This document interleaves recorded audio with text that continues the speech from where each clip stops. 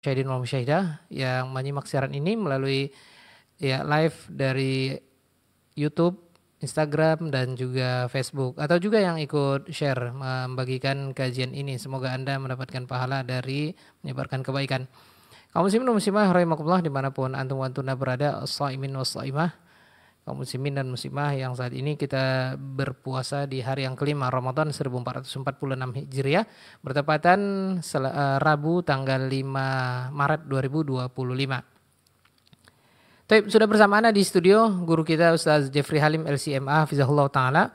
Beliau akan menyampaikan mau'izah Ramadan, kajian spesial Ramadan, madrasah Ramadan. Ya, kita sekolah di bulan Ramadan ya, di hari yang kelima ini.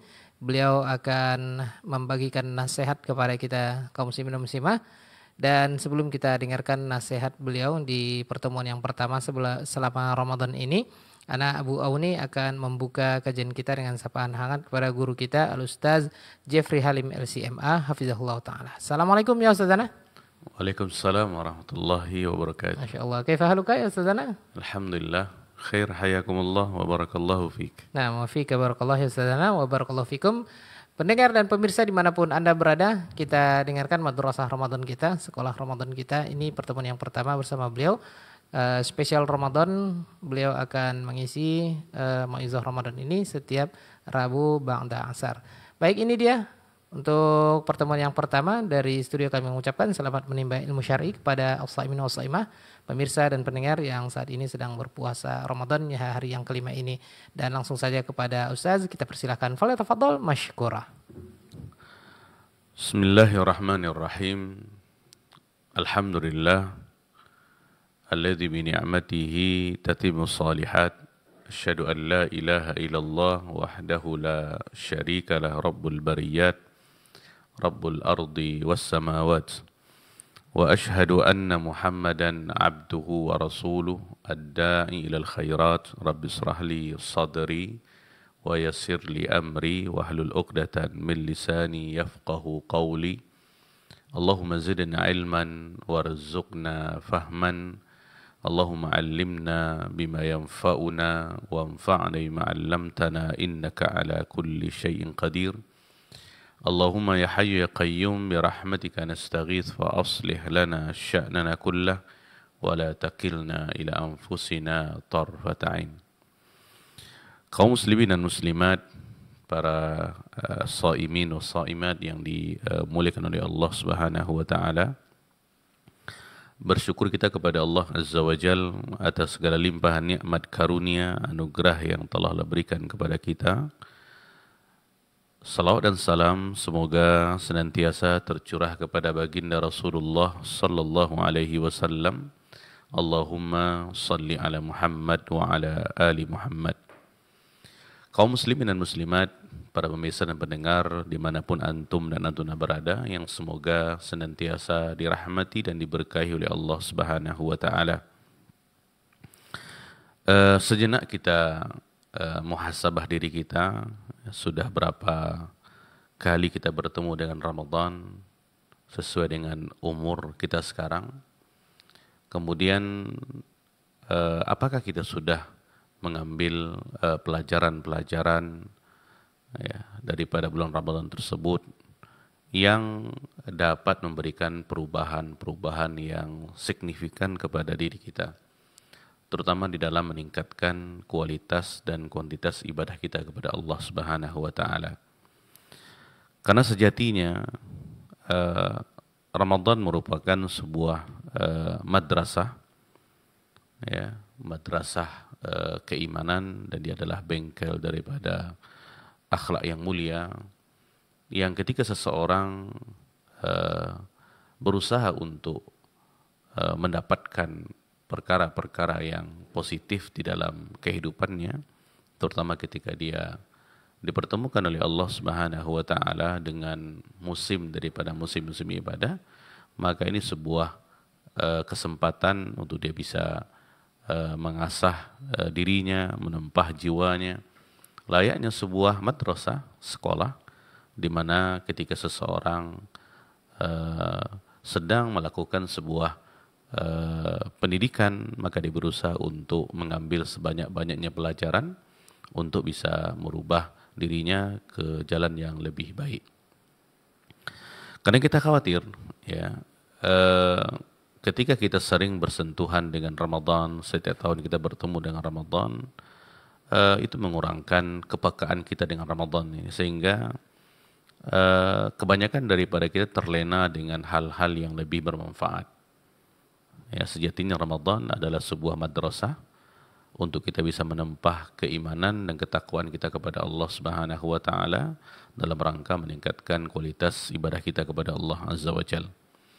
Nah, di sore hari ini dan pertemuan-pertemuan yang akan datang, kita akan mengambil pelajaran-pelajaran daripada madrasah Ramadan ini.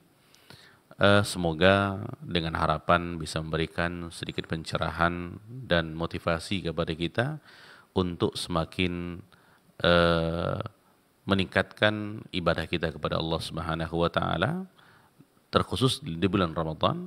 Kemudian ibadah tersebut juga sangat berdampak kepada pribadi kita, ya, merubah kehidupan kita, merubah jiwa kita untuk menjadi seorang hamba yang taat kepada Allah Subhanahu wa taala, bukan hanya di bulan Ramadan tapi juga setelah keluar daripada bulan Ramadan ini. Sangat banyak sebenarnya pelajaran-pelajaran yang kita dapatkan daripada madrasah Ramadan ini. Di antaranya adalah mengikhlaskan niat karena Allah Subhanahu wa taala, memurnikan niat kepada Allah Subhanahu wa taala. Kita mengetahui bahwasanya ikhlas ini merupakan pondasi pertama diterimanya suatu amalan, dan dia adalah salah satu syarat daripada diterimanya amalan seorang hamba. Dia adalah ikhlas kepada Allah Subhanahu wa taala. Dalam konteks yang umum, ya, Allah Subhanahu wa taala berfirman di dalam Al-Qur'an dalam surah Al-Bayyinah ayat yang ke-5. Allah Subhanahu wa taala mengatakan, "Wa ma umiru illa liya'budullaha mukhlishina lahuddin." Padahal mereka tidak diperintahkan kecuali supaya menyembah Allah Subhanahu wa taala dengan memurnikan ketaatan kepada Allah Subhanahu wa taala. Ini adalah perintah daripada Allah kepada kita hamba-hambanya untuk senantiasa mengikhlaskan niat, ya, hanya untuk Allah Subhanahu wa taala. Kemudian juga di dalam sebuah hadis, ini hadis qudsi, ya, Nabi sallallahu alaihi wasallam bersabda, qala Allah tabaraka wa taala, ana aghna asy-syuraka'i 'anil syirki, man 'amila 'amalan asyraka fihi ma'i ghairi taraktu wa syirkah. Allah Subhanahu wa taala berfirman, aku sama sekali tidak butuh pada sekutu dalam perbuatan syirik. Man amila amalan, barang siapa yang menyekutukanku, ya. Man amila amalan asyraka fihi ma'i ghairi, dengan selainku, maka Allah Subhanahu wa taala akan mengatakan taraktu wa syirkah, aku akan tinggalkan dia dan juga perbuatan syiriknya. Dan ini adalah sebuah hadis yang sangat mulia, menunjukkan kepada kita betapa pentingnya ikhlas beribadah kepada Allah Subhanahu wa taala. Nah, kalau kita perhatikan para pemirsa dan pendengar yang dimuliakan oleh Allah Subhanahu wa taala, bermacam-macam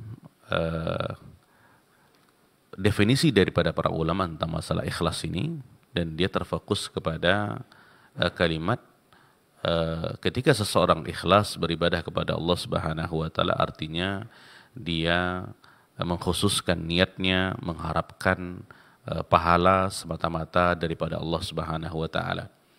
Yang menjadikan motivasi dia untuk beribadah itu hanya Allah Subhanahu wa taala. Yang diharapkan hanyalah pahala, imbalan daripada Allah Subhanahu wa taala, tidak ada yang lain. Ini adalah makna ikhlas, ya. Nah, kalau kita kembali kepada ibadah puasa ini, ya, di antara sekian banyak pelajaran daripada madrasah Ramadan ini adalah Ramadan mengajarkan kepada kita bagaimana kita mengikhlaskan ibadah puasa ini hanya mengharapkan pahala dan ganjaran daripada Allah Subhanahu wa taala. Oleh karena di dalam konteks yang khusus tentang masalah puasa di banyak hadis ya, bahkan lafaznya dan redaksinya saling berdekatan. Hadis daripada Abu Hurairah radhiyallahu an dan semuanya muttafaqun alaih. Nabi sallallahu alaihi wasallam bersabda, "Man shama Ramadhana imanan wa ihtisaban, ghufira lahu ma taqaddama min dhanbi." Barang siapa yang berpuasa di bulan Ramadan karena keimanan dan mengharapkan pahala, imanan wa ihtisaban. Ya, dan kalimat ihtisaban itulah ikhlas. Ya. Maka Nabi sallallahu alaihi wasallam mengatakan ghufira lahu ma taqaddama min dzambi, diampunkan dosa-dosanya yang telah berlalu. Ketika seseorang berpuasa, motivasi puasanya adalah imanan, karena dorongan keimanan.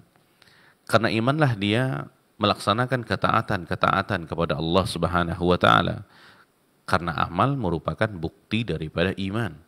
Oleh karenanya, kalau kita kembali kepada pengertian iman, itu ada 3 rukunnya. Yang pertama adalah i'tiqadun bil qalbi, meyakini dengan hati. Kemudian yang kedua, wa iqrarun bil lisan, kemudian mengikrarkan dengan lisan, diucapkan dengan lisan. Kemudian yang ketiga adalah wa amalun bil arkan, dan mengamalkan dengan arkan, dengan anggota tubuh kita. Nah, amal itu merupakan bentuk daripada aplikasi keimanan seseorang. Ketika seseorang meyakini Allah Subhanahu wa taala yang telah menciptakannya dan dia beriman dengan Allah Subhanahu wa taala, apakah dengan hal seperti itu, dengan meyakini dan mengucapkan, sudah sempurna imannya? Belum. Karena iman itu perlu dengan pembuktian. Ya, makanya ketika seorang hamba melakukan ketaatan kepada Allah, perintah-perintah Allah dikerjakan semampunya, larangan-larangan Allah Subhanahu wa taala tinggalkan secara keseluruhannya, itulah bukti daripada keimanannya. Nah, sejauh mana dia melaksanakan perintah dan meninggalkan larangan, itu akan berdampak kepada kedudukan daripada imannya. Ya. Nah, ini dalam konteks khusus tentang masalah puasa. Di dalam hadis yang lainnya, Nabi SAW juga mengatakan, "Man qama Ramadhana imanan wa ihtisaban, ghufira lahu ma taqaddama min dzambihi." Barang siapa yang mendirikan salat malam, qama, qiyamul lail, menghidupkan Ramadan, ya, menghidupkan malam Ramadan dengan berbagai ketaatan kepada Allah Subhanahu wa taala. Yang mana ketika dia melakukan ketaatan tersebut, dorongannya adalah daripada iman, karena dia beriman kepada Allah Subhanahu wa taala. Kemudian wahtisaban, dia melaksanakannya dengan niat tulus, ikhlas, mengharapkan pahala daripada Allah Subhanahu wa taala. Karena bukan hal yang mudah para pemirsa untuk kita bangun di malam hari, ya, di saat bersamaan di siang hari kita memiliki aktivitas yang cukup padat, sekalipun bulan Ramadan kita butuh kepada istirahat, tetapi karena kita meyakini, beriman kepada Allah Subhanahu wa taala, dorongan itulah yang telah membuat kita bangun, menggerakkan hati dan jiwa kita untuk segera bangun menghadap kepada Allah Subhanahu wa taala. Nah, kita melakukan itu adalah murni untuk mengharapkan pahala daripada Allah Subhanahu wa taala. Ketika seorang hamba melakukan hal ini, Nabi SAW mengatakan, "Ghufira lahu ma taqaddama min dzambihi." Diampunkan dosa-dosanya yang telah berlalu. Ya, juga hadis yang ketiga yang lafaznya sangat berdekatan dan redaksinya, Nabi SAW mengatakan, "Man qama lailatul qadri imanan wa ihtisaban, ghufira lahu ma taqaddama min dzambihi." Barang siapa yang menghidupkan malam Lailatul Qadar, ya, qiyamul lail, menghidupkan malam dengan berbagai ketaatan kepada Allah Subhanahu wa taala. Dia salat, dia berzikir, dia membaca Al-Qur'an, dia bersedekah, melakukan berbagai bentuk ketaatan kepada Allah Subhanahu wa taala. Qam. Ya, yang mana ketika dia melakukan hal itu, menghidupkan malam Lailatul Qadar itu imanan wahtisaban, dengan penuh keimanan, wahtisaban, dan mengharapkan pahala daripada Allah Subhanahu wa taala, maka Nabi mengatakan sallallahu alaihi wasallam, "Ghufira lahu ma taqaddama min dzambi." Diampunkan dosa-dosanya yang telah berlalu. Luar biasa. Ya, ini 3 hadis yang secara khusus menyebutkan tentang betapa pentingnya ikhlas di dalam beribadah, terkhusus di bulan Ramadan. Yang pertama, berpuasa. Kemudian yang kedua, menghidupkan malam. Kemudian yang ketiga, menghidupkan malam Lailatul Qadar. Oleh karenanya, para pemirsa dan pendengar yang dimuliakan Allah Subhanahu wa taala, sangat berbeda ya kualitas pahala ketika seseorang beribadah kepada Allah Subhanahu wa taala dengan penuh keikhlasan dengan orang yang beribadah puasa hanya mungkin sebatas rutinitas saja. Ya. Itu sangat berbeda. Apa yang membedakannya? Dia adalah niat. Yang membedakannya adalah keikhlasannya kepada Allah Subhanahu wa taala. Karena ibadah kepada Allah Subhanahu wa taala semakin ikhlas, maka kemungkinan untuk diterima oleh Allah semakin besar. Dan Allah Subhanahu wa taala hanya menerima ibadah-ibadah yang ditujukan kepada Allah Subhanahu wa taala. Ya.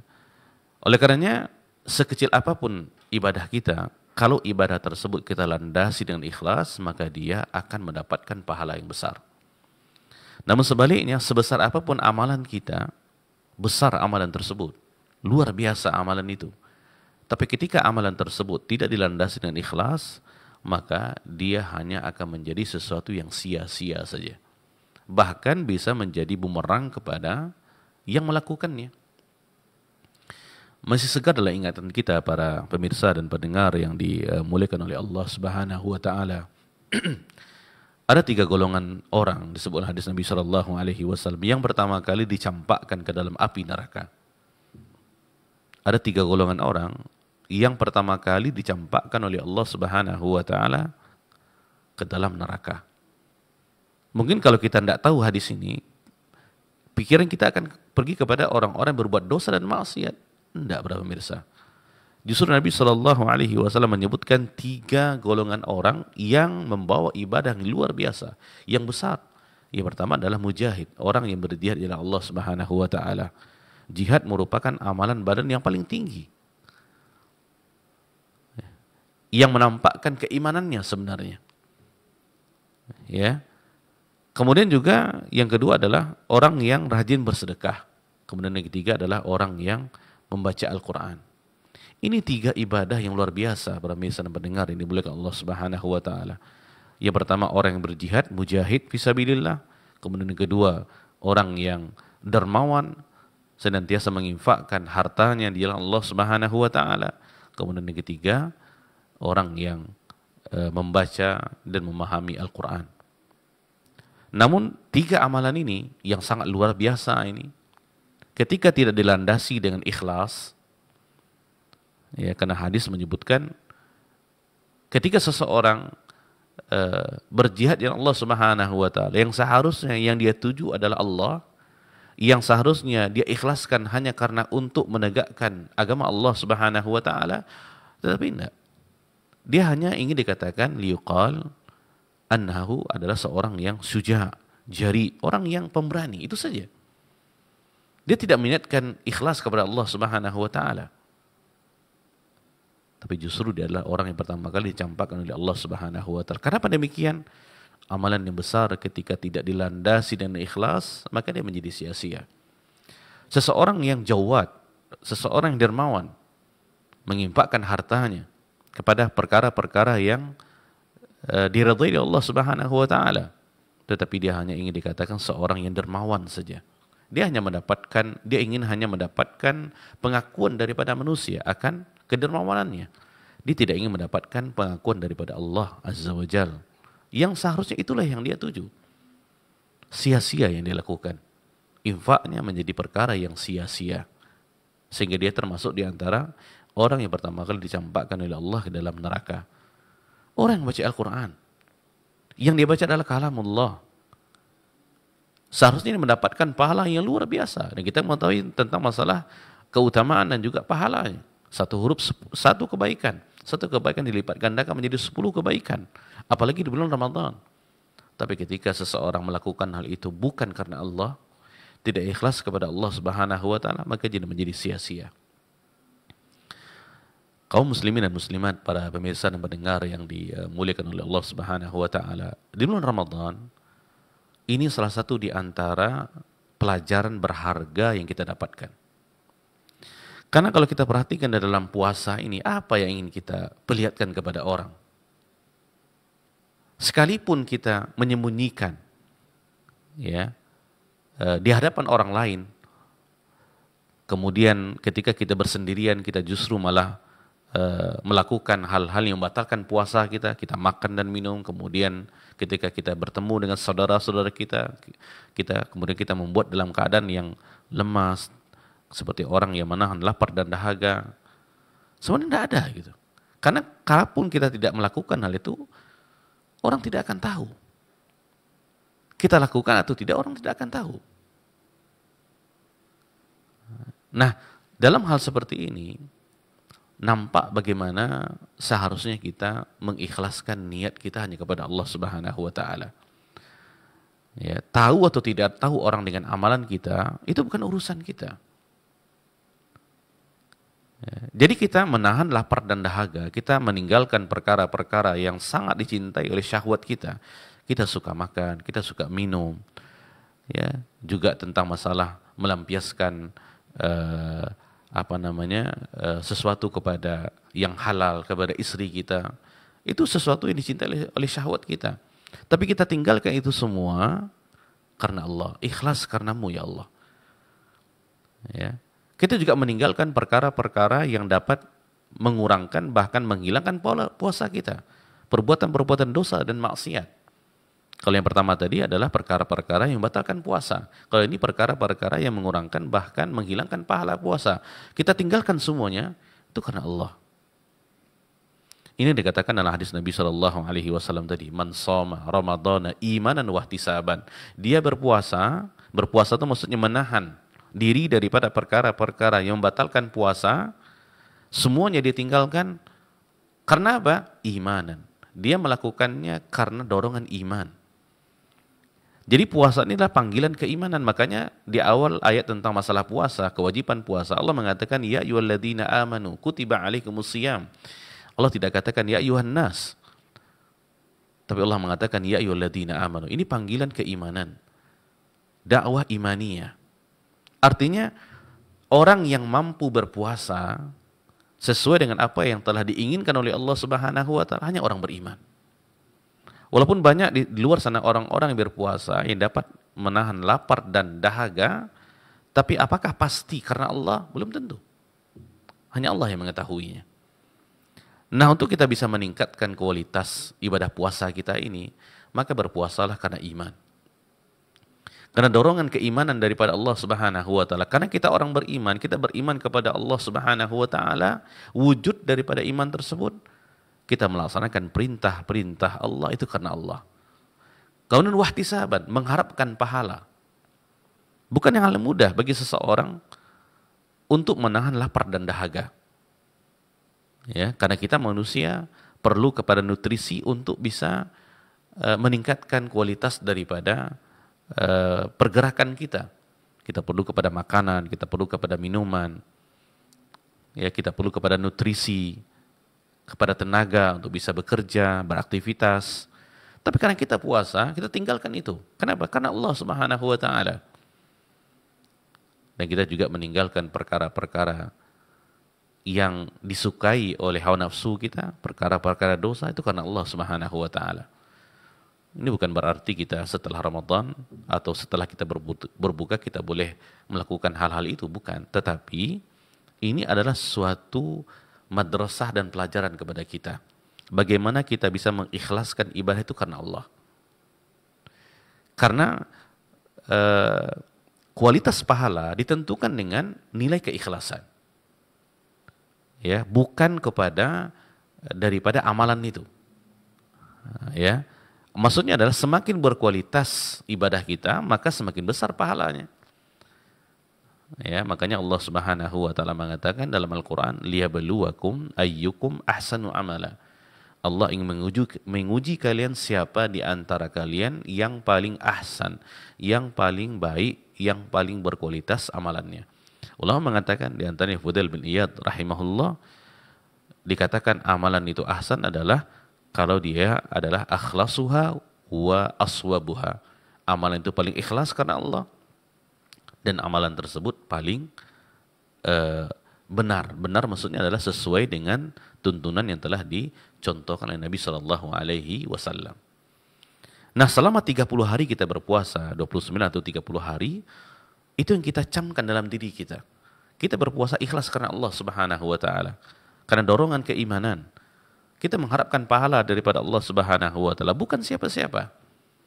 Karena kalau kita berpuasa, para pemirsa dan pendengar yang dimuliakan Allah Subhanahu wa taala, bukan karena faktor keimanan dan bukan untuk mengharapkan pahala daripada Allah, maka sia-sia. Itu yang Nabi katakan dalam hadis Sunan Tirmidzi. Nabi mengatakan rubba shaimin haddu min siyamihi al-ju' wal atash. Banyak daripada orang-orang berpuasa rubba shaim, yang dia hanya mendapatkan daripada puasa itu adalah lapar dan dahaga saja. Kenapa? Kosong daripada keimanan, kosong daripada ihtisab, tidak ada ikhlasnya. Yang seharusnya dia mengharapkan pahala daripada Allah Subhanahu wa taala, dia mengharapkan ganjaran daripada Allah Subhanahu wa taala, tidak. Justru mengharapkan hal-hal yang lain. Betapa mirisnya para pemirsa dan pendengar ketika seseorang beribadah kepada Allah mengharapkan sesuatu selain daripada Allah. Ini sesuatu yang sangat hina. Ya. Ini yang harus kita pahami. Nah, selama itu kita akan berpuasa, tentu kita berharap bisa mengambil pelajaran ini daripada diri kita. Sehingga 30 hari, 29 hari, 30 hari kita berpuasa dengan ikhlas kepada Allah Subhanahu wa taala, mengharapkan pahala daripada Allah. Tentu ini sesuatu pembiasaan yang luar biasa.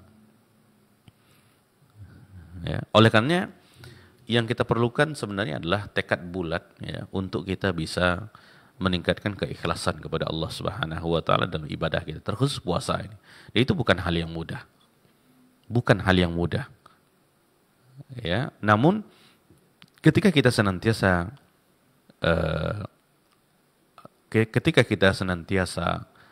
memiliki tekad yang bulat, ya, maka Allah Subhanahu wa taala akan membukakan jalan-jalan kebaikan kepada kita. Ya, karena kita sangat memahami yang akan kita bawa adalah amalan kita ini, dan amalan itu sangat dititik beratkan kepada keikhlasan, karena dia satu di antara dua syarat-syarat diterimanya amalan. Kaum muslimin dan muslimat, para pemirsa dan pendengar yang dimuliakan Allah Subhanahu wa taala, di antara usaha, ya, untuk kita bisa ikhlas di dalam ibadah kita, terutama ibadah puasa dan juga ibadah-ibadah yang lainnya, adalah yang pertama, banyak berdoa kepada Allah. Ya, karena kita meyakini bahwasanya kemudahan-kemudahan yang kita dapatkan ketika kita beribadah kepada Allah Subhanahu wa taala, termasuk mudah untuk mengikhlaskan niat, mengharapkan pahala daripada Allah Subhanahu wa taala, itu hanya Allah.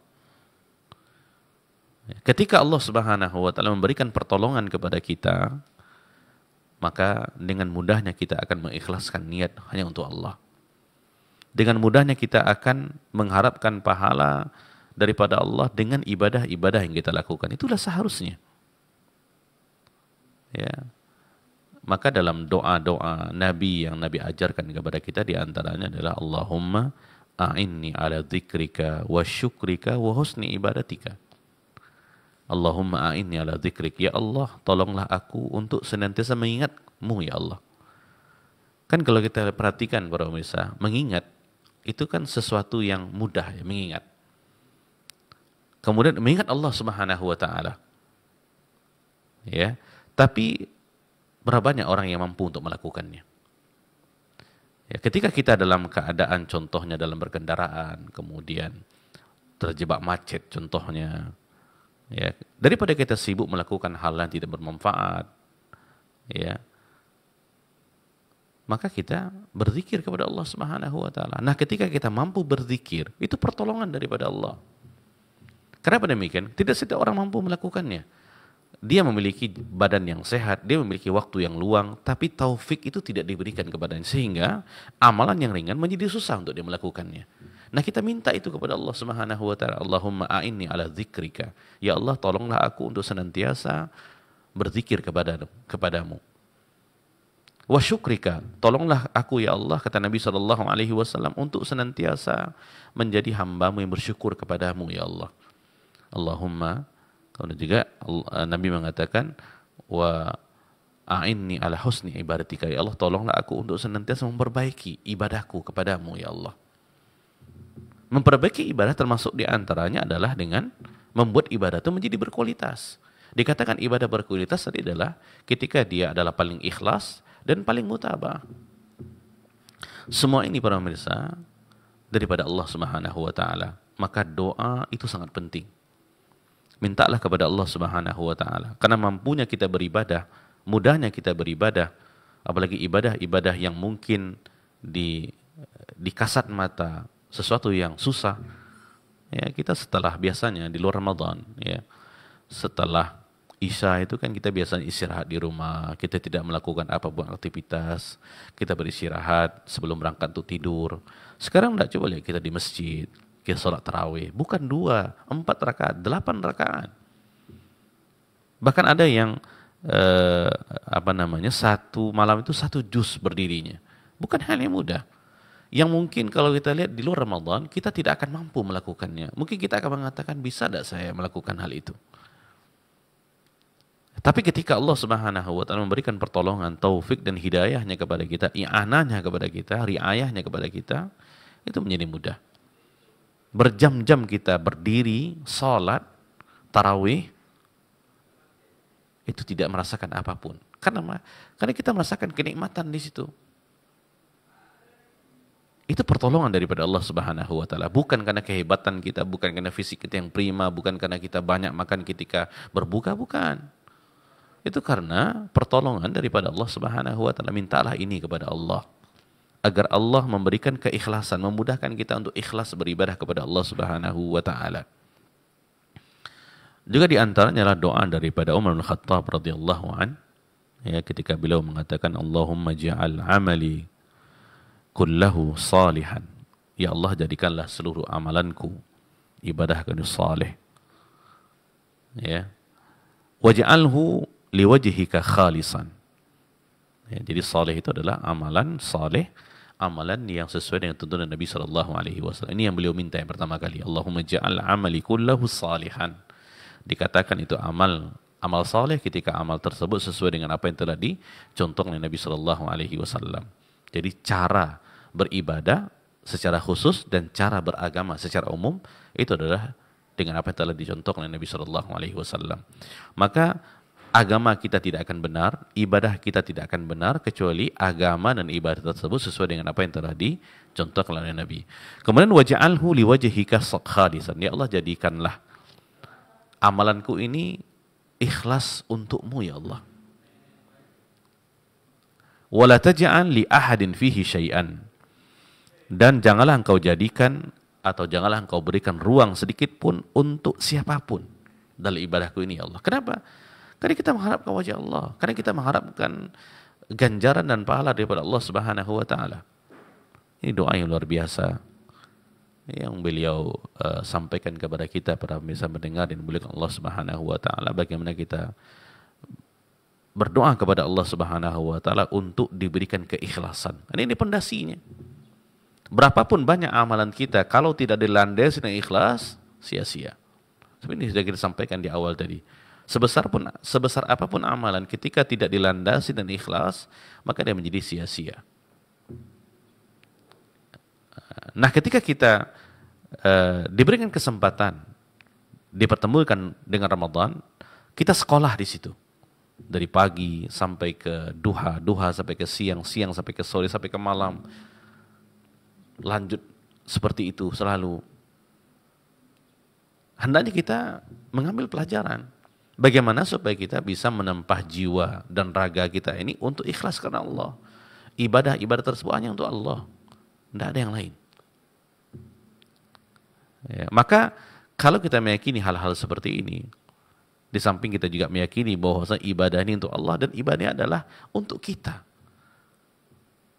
Ya, bukan untuk Allah Subhanahu wa taala. Artinya ketika kita beribadah kepada Allah Subhanahu wa taala, itu bukan akan menambah keagungan kemuliaan Allah, bukan, tapi untuk kita sendiri. Nah, ibadah itu harus kita tujukan hanya untuk Allah. Yang kita niatkan adalah Allah Subhanahu wa taala. Katakan kepada diri kita, saya berpuasa itu karena Allah. Makanya mujahadun nafs, ya. Bagaimana kita berjihad dengan jiwa kita untuk meluruskan niat itu, di sini letaknya. Itu bukan hal yang mudah. Ya. Bahkan ulama juga mengatakan seperti itu, tidak ada sesuatu yang lebih susah daripada diriku kecuali tentang masalah niat ini. Ya, maka banyak berdoa kepada Allah Subhanahu wa taala agar kita diberikan kemudahan untuk mengikhlaskan niat ketika beribadah hanya untuk Allah Subhanahu wa taala, terkhusus di bulan Ramadan. Di musim-musim ketaatan, ya, kesempatan-kesempatan yang luar biasa, kemudian juga keinginan-keinginan yang sangat banyak untuk kita beribadah kepada Allah Subhanahu wa taala yang besar. Ya, kalau seandainya ibadah-ibadah yang kita lakukan di bulan yang penuh berkah ini tidak dilandasi dan ikhlas, maka dia percuma. Ya, ini usaha kita yang pertama, yaitu banyak berdoa kepada Allah Subhanahu wa taala dengan doa-doa yang ma'thurat yang sudah kita sampaikan tadi. Baik, kemudian yang kedua, untuk kita bisa mencapai keikhlasan ini adalah dengan berusaha menyembunyikan amal ibadah kita. Nah, ini yang harus nih. Ya, karena amalan itu semakin dia tersembunyi, maka semakin dia berkualitas. Ini tentu amalan-amalan yang bisa disembunyikan gitu ya. Karena juga sebagian amalan kalau kita perhatikan dalam Islam ini bahkan dia merupakan syiarul Islam. Ya, seperti haji, ya, seperti sholat, kan kita tidak mungkin sembunyi-sembunyi untuk pergi haji. Ya, tapi kaidah umumnya adalah ibadah itu semakin dia tersembunyi, maka dia semakin ikhlas dan semakin akan berkualitas. Semakin orang tidak tahu, ya, dengan amalan yang kita lakukan, sekalipun orang itu adalah orang yang paling terdekat dengan kita, katakanlah sekarang mungkin istri kita, anak-anak di rumah, dan mereka tahu siapa kita. Nah, ketika kita melakukan sebuah amalan dan mereka tidak tahu, apalagi orang-orang yang jauh daripada kita, maka itu akan semakin meningkatkan keikhlasan kita. Ya, disebutkan di dalam sebuah hadis daripada Nabi Sallallahu Alaihi Wasallam. Nabi Sallallahu Alaihi Wasallam mengatakan, "Man istata'a minkum an takuna lahu khabi'ah min amalin salihin falyaf'al." Man istata'a minkum an takuna lahu khabi'ah min amalin salih falyaf'al. Barang siapa di antara kalian yang mampu memiliki amalan saleh, ya, rahasia, khabi'ah itu rahasia, orang lain tidak tahu itu. Yang tahu hanya dia dengan Allah Subhanahu wa taala. Maka Nabi mengatakan falyaf'al, maka lakukanlah hal itu. Ya, kenapa demikian? Karena amalan seperti itu, para pemirsa dan pendengar yang dimuliakan Allah Subhanahu wa taala, itu semakin berkualitas. Yang pertama, jelas lebih ikhlasnya. Ya, bukan berarti amalan yang kita perlihatkan itu tidak ikhlas. Cuman kalau dilihat secara persentase keikhlasan, maka nominal yang disembunyikan itu lebih tinggi nilai ikhlasnya. Maka dalam sholat sunat lah kita katakan kan, afdolnya sholat sunat seseorang itu kan di rumahnya, bukan di masjid gitu. Kenapa demikian? Di antaranya adalah hikmahnya adalah karena kalau kita di rumah tidak ada motivasi kita untuk riya. Kepada siapa untuk kita untuk riya? Kepada istri sudah tahu bagaimana kita. Kepada anak-anak mereka sudah tahu. Tapi kalau di masjid kan beda gitu. Bukan berarti kita katakan orang yang sholat sunat di masjid tidak ikhlas, bukan. Tetapi kalau ditinjau daripada sudut penuh atau tidaknya nilai keikhlasan, itu tentu di rumah. Maka itu afdal. Baik, kemudian yang kedua, kenapa amalan yang disembunyikan itu lebih diutamakan? Ya, yang kedua adalah lebih jujur dan semangat dalam beramal. Kita ini para pemirsa tahu kelemahan diri kita apa. Kita tahu nih, saya kalau seperti ini akan terjerumus dalam dosa nih. Saya kalau sendirian, tidak bisa nih. Sunnahnya kan seperti itu, kita tidak boleh sendirian. Saya kalau pegang HP di kegelapan malam, ini saya akan lihat hal-hal yang tidak berguna ini. Ya, saya kalau sudah dipuji orang, oh ini hanyut nih, tinggi hidung dan segala macam gitu. Kita tahu itu, dan kita lemah dengan pujian-pujian itu. Karena kita manusia cinta akan pujian. Tidak ada seorang pun yang tidak suka kepada pujian. Dan kita tahu itu, kalau kita tahu seperti itu, maka ketika kita menyembunyikan sehingga orang tidak bisa memuji kita, itu lebih baik. Jadi dia lebih jujur gitu. Itu dia katakan as-siqatu bin nafs, jujur dengan diri sendiri. Jangan kita ketika kita bertemu dengan saudara-saudara kita menampakkan kesolehan kita menampakkan bagaimana semangatnya kita. Tapi kalau kita sendirian justru ala kadarnya. Itu berbahaya orang pemirsa. Itu ciri-ciri kita tidak ikhlas. Jadi kalau kita sembunyikan amalan tersebut, lebih daripada sudut nilai kejujuran dalam beramal dan juga semangat. Nah, ya. Karena tidak ada motivasi kita untuk bisa menampakkan amalan itu kecuali kepada Allah saja. Sehingga kita termotivasi untuk apa? Memperbaiki amalan tersebut. Ya, kita landasi dengan ilmu, mutaba'ah kepada Nabi SAW. Ya, kemudian yang ketiga, amalan yang tersembunyi itu lebih utama adalah karena dia menambah rasa takut kepada Allah. Karena di situ akan hadir rasa istish'ar al-khasyah itu. Ya, merasakan kita takut hanya kepada Allah Subhanahu wa taala. Ya, karena itu namanya khalwat itu kan. Berdua-duaan dengan Allah Subhanahu wa taala ketika kita beribadah kepada Allah. Hanya Allah yang tahu. Ya. Ini kalau kita belajar di Ramadan ini para pemirsa mendengar untuk melakukan amalan seperti itu, ya, kita berusaha menempah jiwa kita untuk melakukan hal seperti itu, maka lambat laun kita akan merasakan kenikmatan yang luar biasa.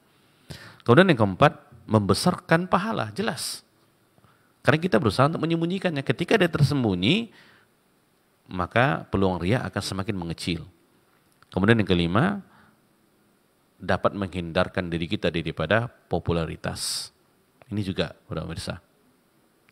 Ya, apalagi kita di zaman digital ini, semua harus dengan bukti fisik. Nah, dengan alasan yang bla bla bla, untuk motivasi lah, untuk menampakkan kebaikan lah, untuk inilah, untuk itulah.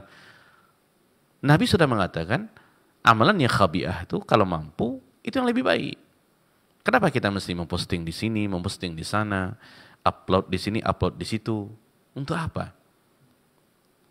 Ya, untuk apa? Kepada siapa kita mau menampakkan itu? Kalau bukan kepada manusia. Walaupun mungkin dia tidak mengatakan, saya bukan riya. Tapi secara perbuatan, susah untuk kita tidak mengatakan dia bukan riya gitu. Alhamdulillah saya sudah khatam 1 juz di hari ini. Alhamdulillah saya sholat 2-4 rakaat. Apa gunanya? Ya. Nah, orang-orang yang eksis di dunia maya adalah orang-orang yang cinta dengan popularitas. Itu secara umum seperti itu. Ya. Kemudian yang ketiga, menjaga hati daripada hal-hal yang merusak. Itu dari pujian tadi. Itu merusak hati kita. Dan kita tahu kalau kita lemah di situ, maka kita sembunyikan amalan tersebut lebih baik. Nah, di Ramadan ini kita belajar tentang hal-hal seperti itu. Kita berusaha gitu, meningkatkan kualitasnya. Ya, kita berpuasa karena dorongan iman dan juga mengharapkan pahala. Kemudian kita niatkan seluruh amalan kita di bulan Ramadan ini, amalan yang sangat banyak, pahala yang melimpah, kesempatan yang sangat besar hanya untukmu ya Allah. Sehingga nanti ketika kita keluar daripada madrasah Ramadan ini, hal-hal seperti itu benar-benar berbekas di diri kita gitu. Ya, sehingga kita tinggal bagaimana melestarikannya di dalam kehidupan kita sehari-hari. Ya, ini salah satu di antara madrasah yang perlu kita pahami daripada Ramadan ini, ya, agar ibadah kita secara umum, ibadah puasa kita secara khusus lebih berkualitas, sehingga Ramadan itu tidak berlalu begitu saja. Itu benar-benar memberikan sebuah hal yang luar biasa kepada diri kita, terutama meningkatkan kualitas ibadah kita kepada Allah Subhanahu wa taala. Seperti kita katakan tadi, dikatakan amalan itu berkualitas ketika amalan tersebut sesuai dengan tuntunan Nabi Shallallahu Alaihi Wasallam, dan yang paling terpenting adalah ikhlas, hanya mengharapkan pahala dan ganjaran daripada Allah Subhanahu wa Ta'ala. Mungkin ini untuk materi kita pada kesempatan ini, mudah-mudahan bermanfaat bagi saya menyampaikan dan bagi seluruh para pemirsa dan pendengar yang menyaksikan dan mendengarkannya. Wallahu a'lam wa a'lam bis-shawab. Nah, jazakallahu khairan atas materi yang disampaikan oleh Ustaz kepada kita semuanya terkait dengan keikhlasan niat kita dalam berpuasa dan amalan-amalan lainnya di bulan Ramadan ini.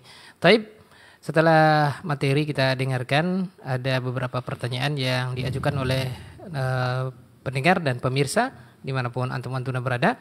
Kita angkat dulu pertanyaan dari pendengar Radio Hidayah ya. Taib, sebelum kita bacakan pertanyaan dari WA, sudah ada yang tersambung di ujung telepon. Kita angkat dulu 081175 30.000 dan bisa juga di telepon WhatsApp kami ya, call WA 081175454444. Taib, silakan yang sudah di ujung telepon. Assalamualaikum. Waalaikumsalam warahmatullahi wabarakatuh. Dengan siapa Bapak, di mana? Ini dari Bapak Anis Payakumbuh. Oh, Pak Anis di Payakumbuh. Iya. Pak Anis atau Pak Hanif? Iya. Pak Hanif ya. Oh ya. Bapak Hanif di Payakumbuh, Sumatera Barat. Silakan Pak Hanif. Assalamualaikum Ustaz. Waalaikumsalam warahmatullahi wabarakatuh. Ya, silakan Bapak. Iya. Kalau mendengar paparan dari Ustaz tadi, kan ada kita untuk menyembunyikan amalan-amalan baik supaya tidak riya kan gitu.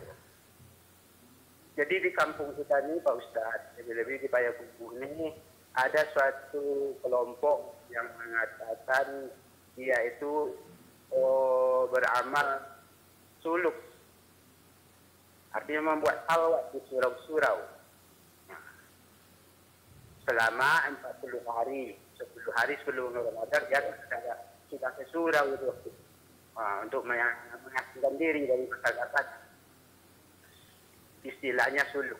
Jadi yang ditanyakan, apakah suluk ini ada sunnahnya dari Nabi?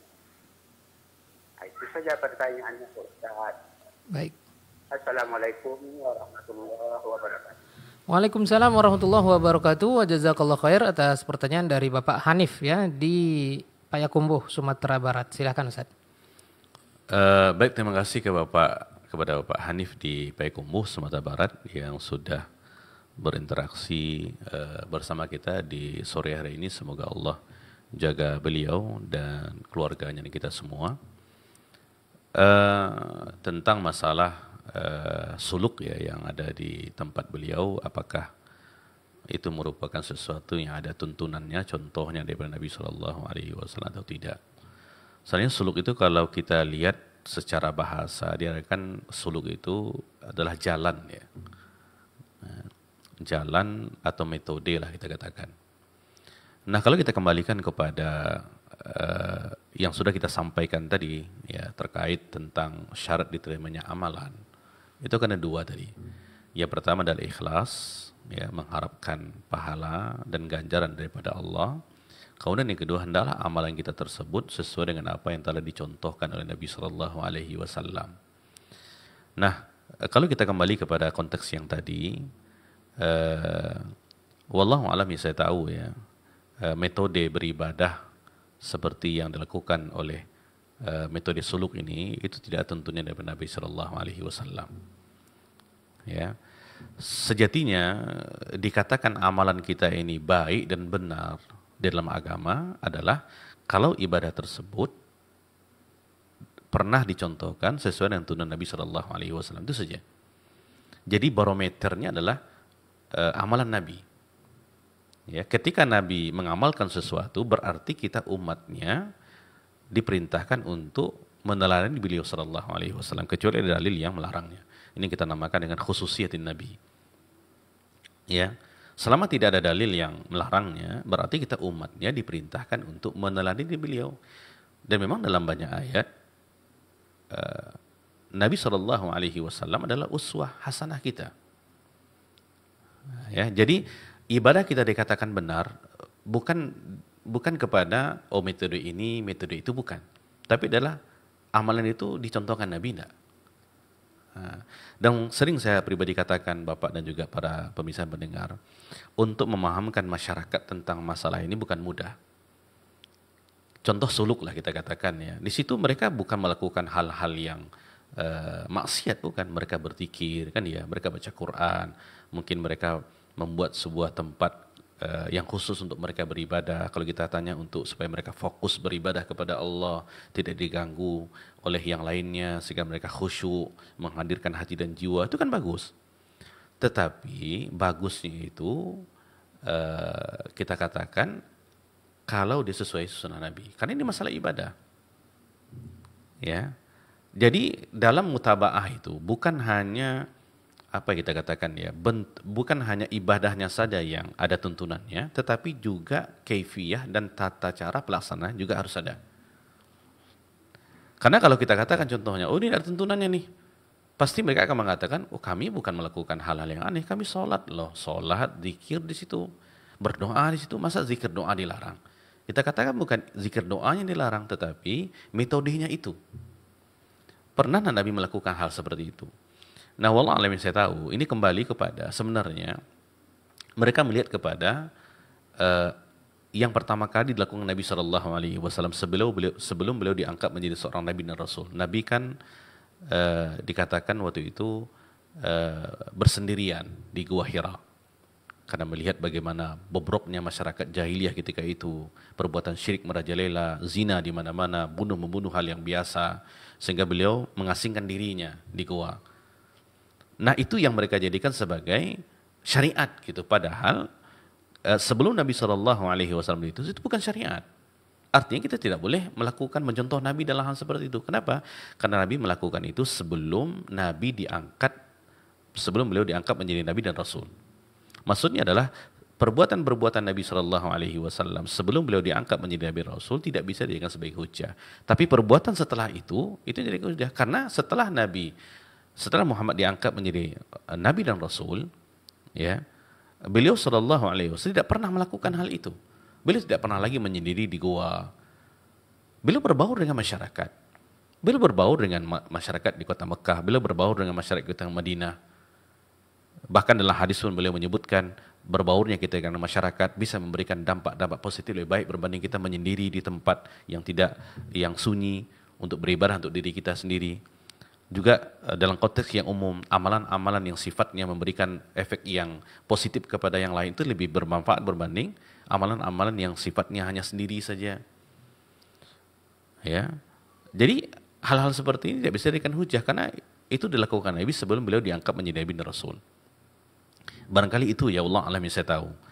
Nah, setelah itu Nabi tidak pernah melakukannya. Tidak pernah lagi Nabi ke Gua Hira itu untuk menyendiri. Tidak pernah. Nabi sholat di masjidnya, Nabi sholat di rumahnya. Nabi mengajak para sahabat untuk sholat bersama Nabi SAW. Jadi kesimpulannya Bapak, ya, untuk kita mengetahui ini amalan benar apa tidak, tentu dengan dalil. Ya, selama amalan tersebut ada tuntunannya daripada Nabi SAW, ada dalilnya, maka kita melakukannya. Ya, karena amalan apapun yang dilakukan Nabi itu adalah amalan yang paling afdol dan mulia. Itu prinsipnya. Ya, tentu ini kita sesuaikan dengan apa yang telah dicontohkan oleh para sahabat karena orang yang paling pas amalannya dengan amalan Nabi adalah para sahabat. Karena mereka ditempa di pendidikan Nabi SAW. Nabi yang mendidik mereka. Ya, dan mereka lah yang menukilkan kepada kita bagaimana tata cara kaifiyah ibadahnya Nabi SAW daripada A sampai Z dengan detail. Ya, mungkin ini Bapak yang bisa sampaikan, mudah-mudahan bermanfaat. Ya, terutama di bulan Ramadan ini kita melakukan ketaatan kepada Allah sesuai dengan apa yang telah dicontohkan oleh Nabi Muhammad SAW. Mungkin demikian, wallahu a'lam wa a'lam bis-shawab. Ya, nah, jazakallahu khairan atas jawaban dan penjelasan serta nasihat dari Ustaz. Jazakallahu khairan. Terima kasih atas pertanyaan dari Bapak Anif ya di Payakumbuh, Sumatera Barat. Tapi kita angkat pertanyaan satu lagi, silakan yang sudah di ujung telepon. Assalamualaikum. Waalaikumsalam warahmatullahi wabarakatuh, Abu. Dengan siapa Ibu, di mana? Hamba Allah di Pekanbaru, Abu. Ibu hamba Allah di Pekanbaru, silakan Ibu. syukran Abu. Afwan Ustadz, izin bertanya Ustadz. Iya, silakan Bu. Begini Ustadz, bagaimana hukumnya Ustadz bagi seseorang yang meninggalkan puasa Ramadan ini dengan sengaja Ustadz gitu. Jadi kasarnya karena engkar aja gitu dengan apa Allah gitu Ustadz. Tapi untuk sekarang beliau alhamdulillah udah sadar. Jadi yang sudah-sudah itu bagaimana caranya Ustadz? Apa difondo atau dengan taubat aja Ustadz? Itu yang pertama Ustadz. Terus yang kedua Ustadz, bagaimana kalau untuk keluarga kita yang sudah meninggal Ustadz juga pernah berbuat seperti itu Ustadz? Apakah kita sebagai keluarga yang terdekatnya bisa membayarkan dan bagaimana caranya Ustadz? Mohon nasihatnya Ustadz. Jazakallah khairan Ustadz. Assalamualaikum warahmatullahi wabarakatuh. Waalaikumsalam warahmatullahi wabarakatuh. Terima kasih kepada Ibu di Kota Pekanbaru yang sudah bertanya kepada kita pada sore ini. Semoga Allah menjaga Ibu dan kita semua. Kita mengerti bahwasanya ibadah puasa ini merupakan satu di antara rukun Islam. Ya, dalam hadis disebutkan wasaumi Ramadan. Jadi dia merupakan pondasi daripada pondasi berdirinya Islam. Maka ketika seseorang ya meninggalkan ibadah puasa dengan sengaja, ya, maka dia berdosa. Dan dia bukan dosa biasa, tapi dosa besar. Ya, karena dia sudah meninggalkan sebuah kewajiban yang Allah wajibkan kepada dirinya. Berarti ketika dia tidak berpuasa, ya, meninggalkannya dengan sengaja, berarti dia sama dengan meruntuhkan pondasi keislamannya sendiri. Ya. Di dalam sebuah hadis Nabi SAW mengatakan tentang masalah ini, man aftara yauman min Ramadan min ghairi illah wala marad lam yaqdihi siyamad dahr wa in samahu. Barang siapa yang batalkan puasa satu hari dari bulan Ramadan tanpa alasan, tidak ada uzurnya gitu. Dia sehat, dia kuat, dia mampu, dan juga bukan karena sakit. Jadi dia membatalkan itu bukan karena apa-apa gitu. Dan ini Nabi mengatakan yauman saja, satu hari saja. Man aftara yauman min Ramadan, ya, min ghairi illah, tanpa alasan, illah itu sabab, wala marad, dan juga tidak sakit. Ini kan dua uzur nih, orang tidak berpuasa dan boleh tidak berpuasa. Ya. Kemudian Nabi mengatakan lam yaqdihi siyamud dahr wa in shamahu. Maka dia tidak akan dapat menggantinya dengan puasa terus-menerus, setahun terus-menerus, meskipun dia melakukannya. Nah, di sini Ibu dan juga para pemirsa dan pendengar yang dimuliakan Allah Subhanahu wa taala, betapa dahsyatnya gitu. Di sini Nabi mengatakan seseorang yang membatalkan puasa satu hari saja tidak tanpa alasan, ya, dan juga tidak sakit, Nabi katakan kalaupun seandainya dia mengganti satu hari itu dengan puasa 1 tahun 360 hari, itu belum lagi menggantinya. Nabi mengatakan wa in shoma, walaupun dia melakukannya. Karena sebenarnya kalau kita bertengkar di sini adalah itu yang kita, kalau kita kembalikan kepada apa yang kita sampaikan, itu niat tadi gitu. Karena di sini ada perendahan, meremehkan, menghina ajaran Islam itu sendiri. Karena dia tahu ini puasa Ramadan, rukun Islam, tapi dia tinggalkan dengan sengaja. Ya, seharusnya kan kalau kita lihat adilnya gitu kan, satu hari satu qadoknya kan gitu. Nabi mengatakan enggak. Kenapa? Karena itu ada perendahan dan peremehan dengan syariat.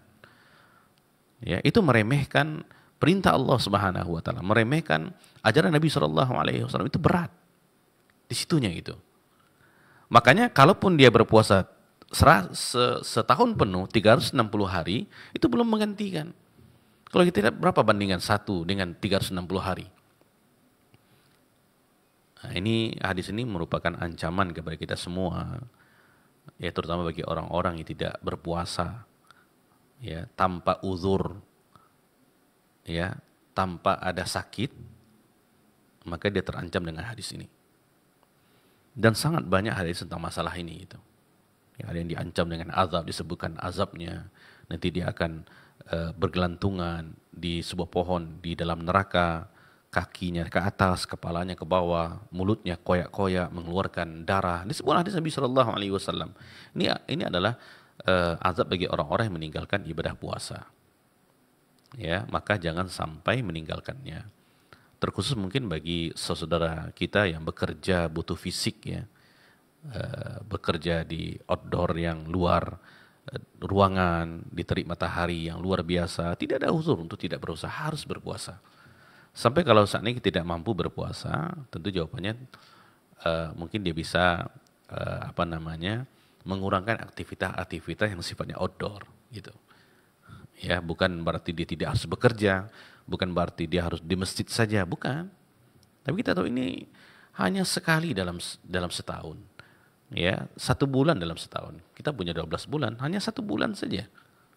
Itu pun untuk beribadah kepada Allah Subhanahu wa taala. Nah, tentu yang dibutuhkan adalah bertaubat. Alhamdulillah seperti Ibu katakan tadi dia sudah bertaubat. Ya, nah sekarang puasa ini kan kewajiban.